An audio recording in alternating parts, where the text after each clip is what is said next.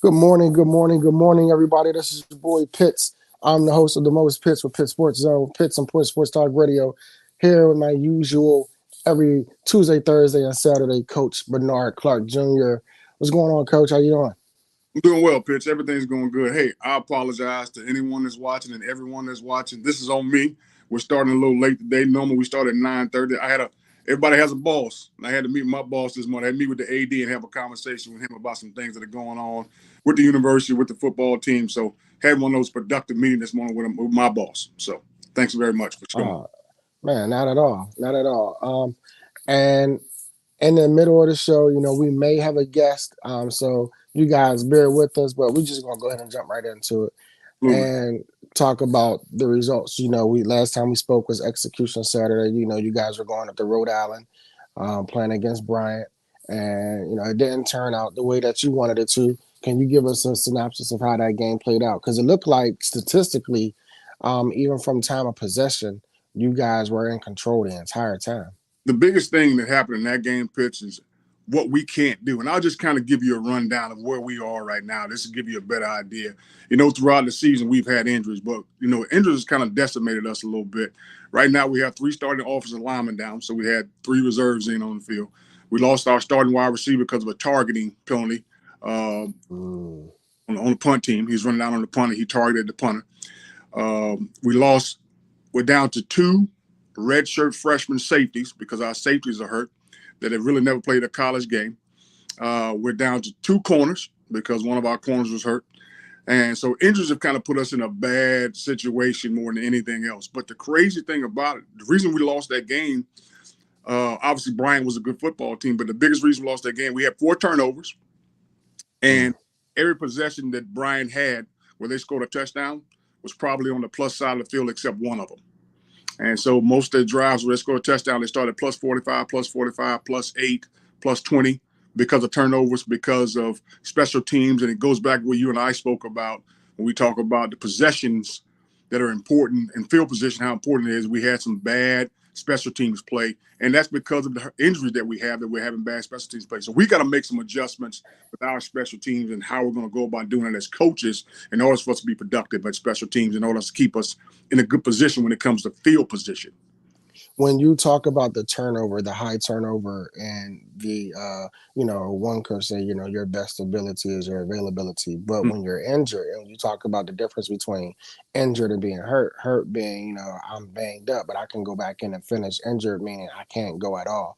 Exactly. So when you talk about the rotating, the revolving door of injuries, and the expectation for that next man, as we spoke before, Tomlin's phrase is next man up. But ideally, while you would love that to be the case, if you haven't practiced with the ones, and if you haven't practiced with that starting group, your chemistry is not on, and everything about football is about chemistry. Can you talk about the challenges that brings when you have so many injuries in game and before game? Absolutely. I mean, let's start with the offensive line. We didn't have our starting center, so we had to put a redshirt freshman center in there. And during the game, we lose our starting left tackle. Our left tackle goes down. Now we got to rotate. We had to take a guard and put him out to tackle and bring a new guard. To start the game, we didn't have our starting our starting left guard to begin with. So there are 3 positions right now that are very crucial in the game. We lose both our safeties during the game. One of them comes down. We're not exactly sure, but he has a sprained ACL, but it may be more serious. We're not. He has to get an MRI to get that done. So we have to take him out of the game. 2 plays after he comes out of the game, our other safety, he re-aggravates the injury that he had, a sprained ankle, and he can't finish the game. So now we're down to 2 redshirt freshmen, guys who have never played in a college game, starting at safety for the entire second half of the game. So those things happen. Now we make the adjustments as coaches, but it's those young men that have to be ready. We talked about it before. Preparation plus opportunity equals success. They have to be ready. So we're not exactly sure how ready they are. So we got to adjust our game plan so they can fit into that game plan. So you're making those adjustments. And you're making these things happen. You're making those things happen. And it gets crazy. And then, like I said, we lose our best receiver because he's running down on punt, just giving great effort. And the guy he thought was going to fumble the ball, so he goes down to make a tackle, targeting Helmet to helmet. They call it targeting penalty. He's out of the game. And now on top of that, now he has to miss the first half of the next game. So these are the things that are plaguing us right now. And I'm not making excuses. I don't want anybody to sit on here and say I'm not making excuses. These are some of the ones where we fall off. And then after all those things happen, we turn the ball over 4 times. Well, go ahead and keep. I mean to interrupt you, Coach, but if you go ahead and continue, I'm going to add in our other guest. Okay, sounds good. But you go ahead and you have 4 turnovers on top of all those other things, and then you start having missed tackles, then it becomes an issue more than anything else. My man, Alex Bostic Jr. What's going on, man? How you doing, man? I'm doing all right. How you doing? I'm doing awesome, man. We was actually I'm gonna put a pin into Coach real quick, and I'm gonna come back to what me and him was just discussing because we're already live. So we brought you in the middle. So we're gonna go ahead and roll with it. If you can briefly give the viewers and listeners synopsis about yourself. I'm Alexander Bostic. Originally from Miami, Florida. Went to Miami Northern Senior High School. Recruited by FIU. Spent the year at FIU. Under another coordinator, and then I met Coach Clark. I'm currently an entrepreneur. People ask me what I'm gonna do, I just say I'm a wolf. You know, I'm out here in the wilderness making it happen. Let's get it. That's where the best results come from. When you're in the wilderness, that means you're surrounded by a lot of adversity, but you know, you still making it out. Most definitely.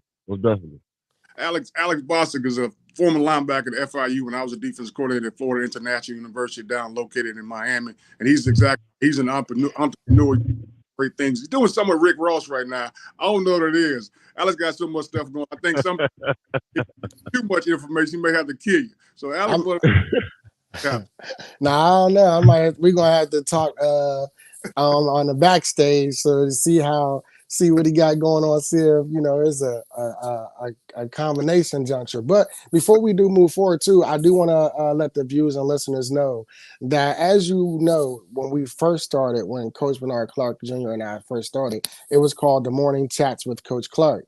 But the name changed to Through the Eye of the Tiger, and that is to the credit of Alex.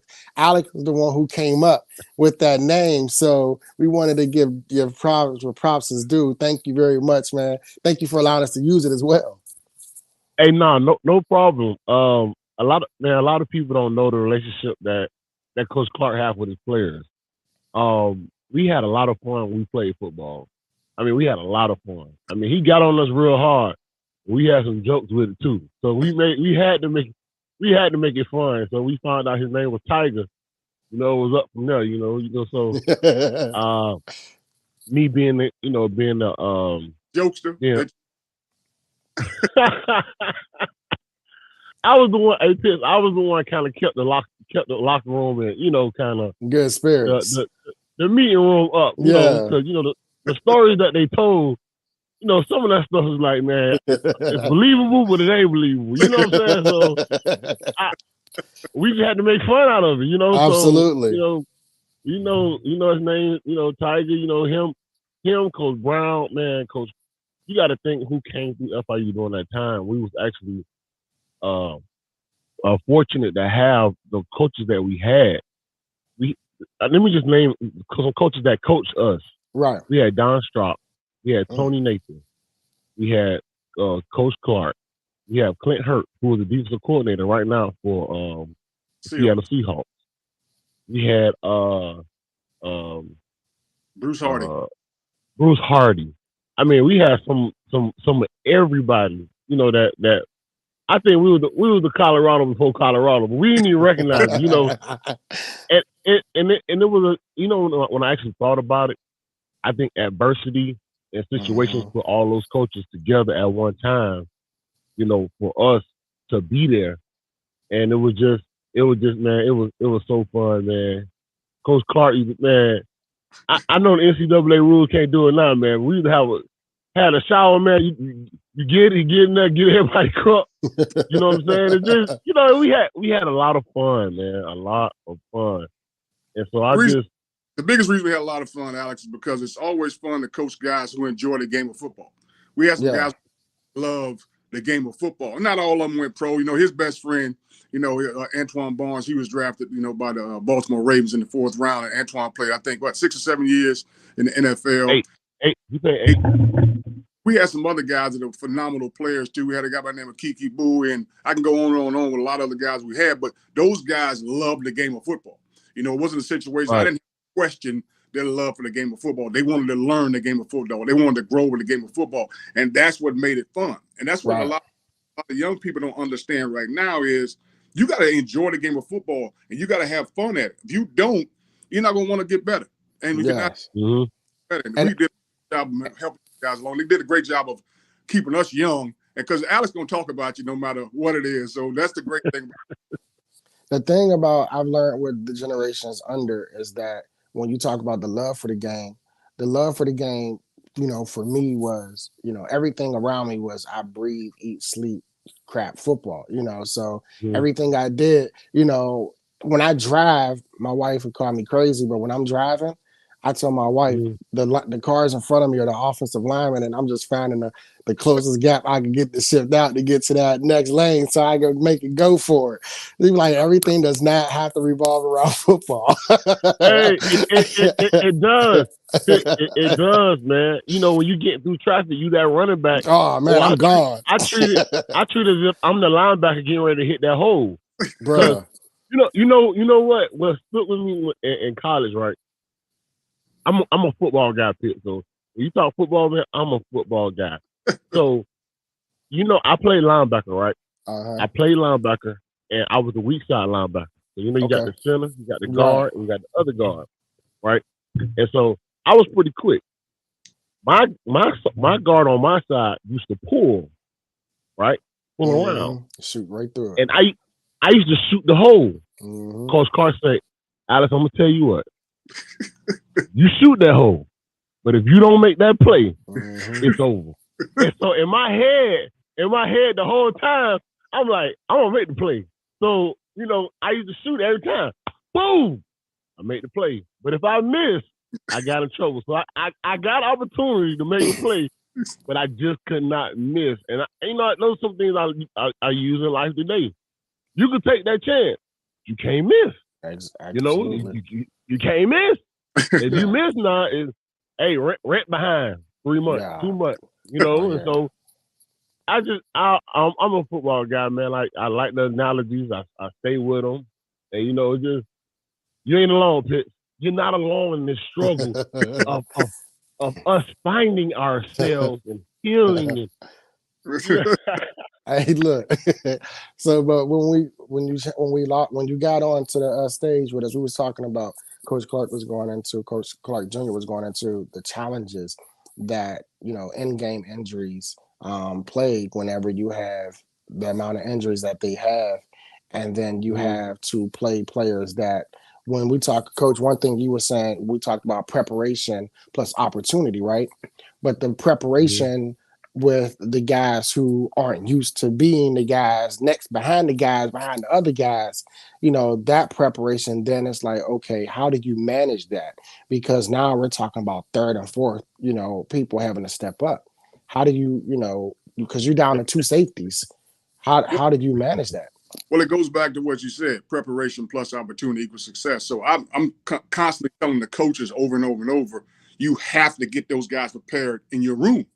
They have to get mental reps. It goes back to what you and I talk about, Pips, how important mental reps are, and how we got to get reps rolling in the direction they need to roll in, and how it becomes important. And those things become extremely important in what we have to do and achieve what we have to do. So during the game, you have to make adjustments that they do well. You got to find two young freshman safeties do well and put them in a position to succeed. You can't run all the man stuff. You can't run all the blitzes you've been running because they haven't been on the field, but they've been in meetings for some of those things. So you got to make sure you got to find out what they do well. Same thing with those offensive linemen. When you put those young offensive linemen in there, you got to find out what they do well. Make sure we stay on top of it. Hey, Pitts, I hate to cut you and Alex off, man, but I told you I got a mandatory meeting that I have to do every Tuesday with our conference. So what I'm going to do is you and Alex stay on here if you don't mind continue talking. I'm going to chop it up with him real quick. I'm going to tell you all the stories while he's not here, so I feel comfortable. Yeah. All right, Coach. I'll talk with you on Thursday. Sounds good. Awesome. So, oh, man. So now, go ahead and give us that story about Coach. So Coach Clark, right? You know, when he came in, he was my second defensive coordinator in 2 years. So I signed with FIU, and then he came in, and of course every coach come in, they always got a story how they gonna change the world. You Right. know how they gonna change the world and what's gonna be different from the next coach. You know, and so he came in. I wasn't his favorite player. I was his third favorite player. It was Keonvis Bowie, my roommate. That's his favorite player. And then it was Rob Bodie. That was another his favorite player. And then it was probably me and Twan. You know, Antoine Barnes. He went to the NFL, but we played high school together. We got recruited together. So I learned a lot because I was number 2. Okay. At the linebacker position at the time. I was behind Gerard Bodie. And it was one of them things we talking about next man up. I was just waiting for my opportunity. Right. And I heard they used to always tell us at the University of Miami that you couldn't get hurt. If you got hurt at the University of Miami, you could forget your position because the next man is stepping up. You're not letting it go. Right. And so I always took it as if once I had my shot on the field, I had to roll with it. You know, I had to make it. I had to make it happen because what he said the other week when he was talking about don't count your reps, make your reps count. That's what that was me. You know what I'm saying? Because you got to think, man, being a competitor, and you got to always look over your shoulders, like when I'm gonna get taken out the game. Mm-hmm. You know, like when they gonna take me out the game? When they gonna take me out the game? And these are things that kind of resonated in my mind, but I had to make the plays to stay on the field. Right. Once I made the plays to stay on the field, and he know who I am, you know, it was good to go. And so you don't know the thing about it. You don't know what the coaches are talking about in the meeting room. You don't know, right? All you know is what film you could put, a body work you could put together to be on the field. So, I gave it my all, my whole 4 years. I started as a true freshman at FIU, and I started all the way till I was a senior. I didn't get drafted. My best friend got drafted. He did 8 years, but I went on entrepreneur side. I just told him, look, man, you do what you got to do on that side. I do what I got to do on this side. But I just took the lessons of life, you know, to make it happen. So when you talk about, you know, the playing days, can you share your thoughts? And because I'm not sure how long ago you played, but the difference in playing now, you know, when it comes to tackling, targeting, the different rules that are in place. I know it's for player safety, but sometimes I feel that a lot of the rules help the offense, and it helps the longevity of the offense. Doesn't really pertain or protect defensive players. So yourself being a defensive player, can you talk about how those changes may affect a player now? Well, a player now, I mean, they've been a player that's playing now. They've been accustomed to it probably since little league because they've been kind of practicing and putting those things into play as far as how you should tackle. They was forced, like in high school, they was being forced to watch proper tackling drills in order to, you know, to get to that level. So I think they've been accustomed to it. The hardest part of playing now and playing then is the coaching adjustment. Because you're trying to see it from your eyes, and they're seeing from the standpoint, no, this is how I played. So whoever can merge that the best that they can, and I think they'll have a good team. I think that's one of the reasons why Deion is kind of having some success, because he's willing to let some of those old tactics go and allow what the kids are doing to merge in what he's doing that can make a perfect mesh. Right. Because what happens is when you don't understand the evolution of something and you fight it, that's when you get rolled over and resistance. Go, you get right over. You got to think. I grew up in an era when we get our alerts that you got mail, you know, AOL. You get what I'm saying? And so MySpace and Black Planet. With the Black Planet, you know, really have your page get hacked, it's over, you know. And so a lot of our parents, they didn't have internet, but we could check our email. We had the live chat, the 2-way pages. And so now I come to the realization of, listen, man, I got to. I go by this. You will not be smarter. You will not be. You will not be. You will be smarter than your parents. You won't be wiser than your parents. Okay. And I think that's what we got to understand, that this generation, man, is changing, and the rules are changing with it. So the game of football today, to me, it's still exciting to watch, but it's just, it comes to a standpoint of, I don't understand. Man, hit him. He come across the middle, hit him. Right. And it's like the refs, they throw a flag on any little thing and they challenging it. It takes the excitement out of the game, but you got to think about it. What's the most exciting thing in boxing? Somebody getting knocked out. That means somebody actually is getting hurt. Right. The brain is shaking. We like excitement. You get what I'm saying? NASCAR. Oh, man, you seen that car crash? You realize somebody could have died. Yeah. You get what I'm saying? That excitement. We like that. But when you're in it, it's different. But then when somebody like Hamlin of the Buffalo Bills get carted off the field, everybody want to slow down. You guys, this is why it's important. You should always got to think. So I'm not mad at it, because I understand that I got partners right now, man. They hardly can't walk. We go out together. I'm like, man, I got to go sit down. I'm like, goodness. Football takes a toll on your body. Yeah. You know what I'm saying? You see how Coach Carter knees is, man, looking like Kenny Smith on TNT. You know what I'm saying? They run to that ball.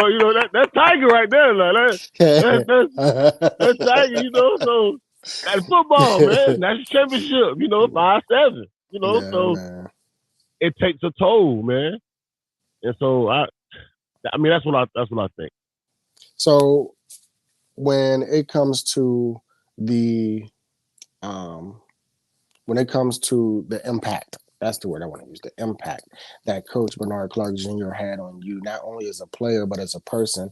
Can you speak to that? Because we know he has the book out, How to Become a Better Man, Father, and Son. Better man, better husband, better father. Right. So right. if you can elaborate on your personal experience to how Coach Bernard Clark Jr. has made that impact on you. Well, I better man, better husband, better father has always stood with me since I left FIU, and I left Coach Clark, because he always instilled that into us. And because after football, you got to be a better person. I was on a spiritual journey in college, a fight between my flesh and my spirit, because I always wanted to do right, but it's just like I had a problem with cursing. You get what I'm saying? I'm on the field and I used to curse a lot, man. Oh, that's all of us. Yeah. And my dad was a pastor for 27 years, but that doesn't rub off on me to say, right. whatever. Right. But so I had a problem with, and so Coach Clark would just say, man, look, every time you cuss, bro, you're gonna do push-ups. You get what I'm saying? So he didn't get on me, but he kind of molded me my way out of it. Right. And so it was kind of funny, because not funny, but it's funny to me, because back then you watch Coach Clark play, man, they was a beast. They was Steelers. It was Steelers versus Saints. They were dogs. They doing whatever they got to do. And now you get this guy, this holy guy, coming to coach me now.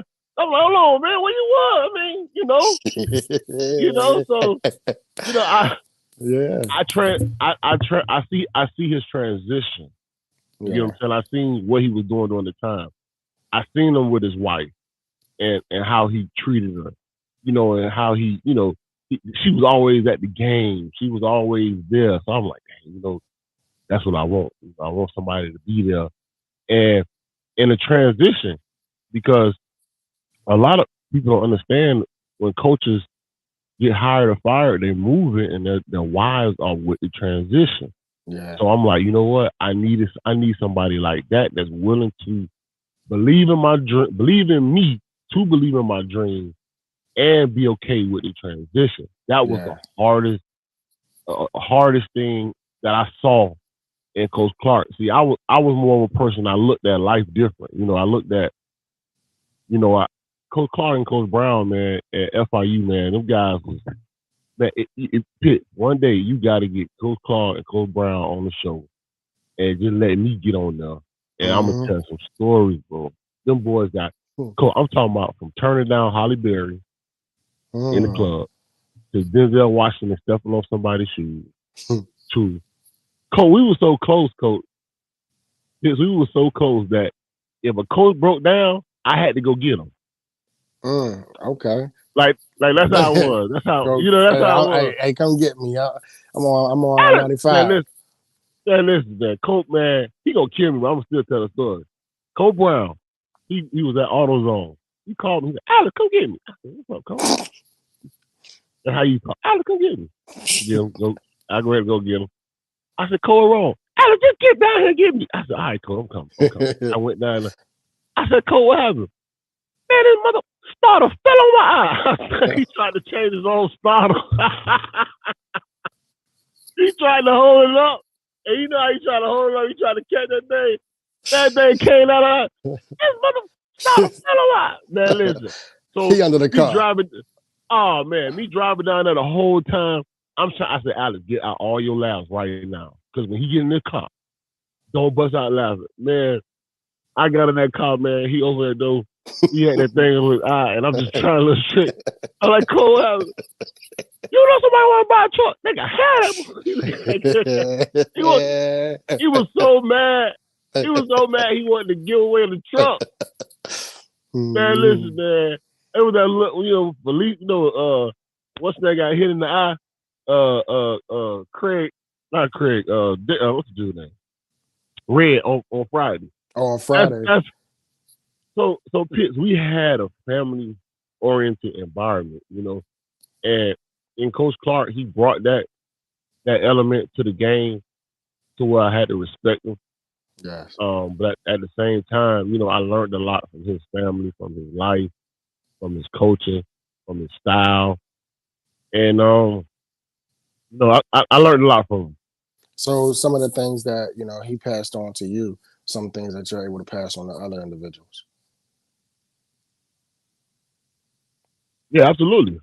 I mean, you got to think when people talk about coaching trees, you become the coach that you grew up with. You inherit some things that they had. Yes. And I guarantee you, if I had to do an analysis on Coach Clark team, I guarantee the one of the problems, but one of the things going to be those people trying to adjust to a coaching philosophy of believing. A lot of players, they think they got it. They don't. You have to buy into the system. Yeah. You got to really trust the system that is going to work. You got to. It comes to a belief, because you can coach a kid all you want, but if they don't believe in it, it's not gonna do it.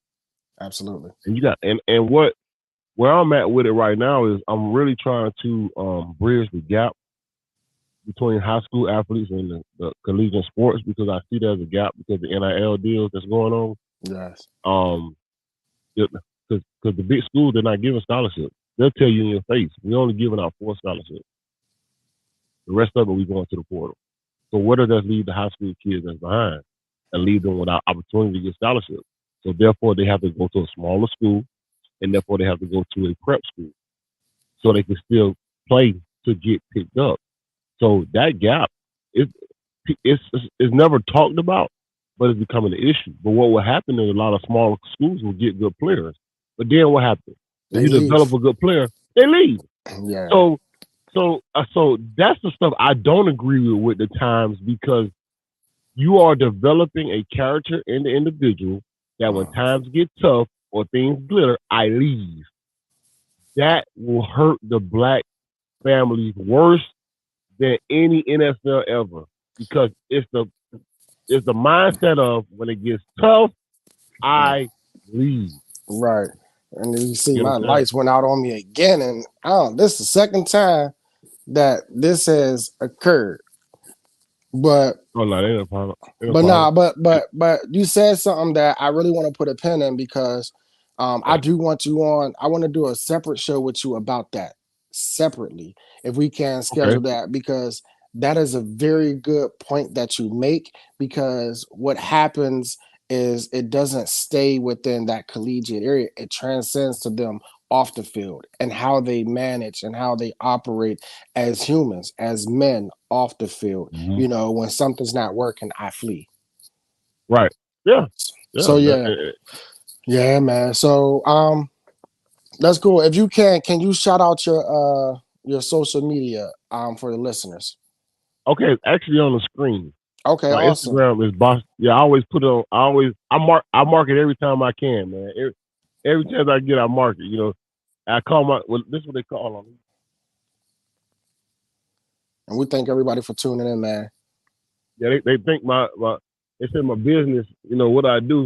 This is the name of my business right here. You know, everything Boston. Whatever you need, man. You need a car wash, man. You need a yard cut, man.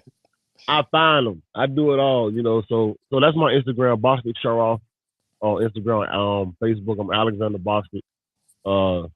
I ain't hard to find. I'm on prime before prime time. So, you know, it just don't matter. You can find me. We can make it work. And I'm here. Let's do that. I want to definitely schedule something separately with you, but I'm also going to work on the show with the four of us, Coach Brown, Coach Clark, and yourself. Absolutely. Awesome. Listen, everybody, we thank y'all. We thank y'all for y'all patience with us today, man. It's your boy Pitts from Pitts and Push Sports Talk Radio, Pitt Sports Zone, Bowie TV, coming to you live. You can catch these shows on Comcast, Channel 77, Verizon, Channel 11. It's going down. Holla at your boys.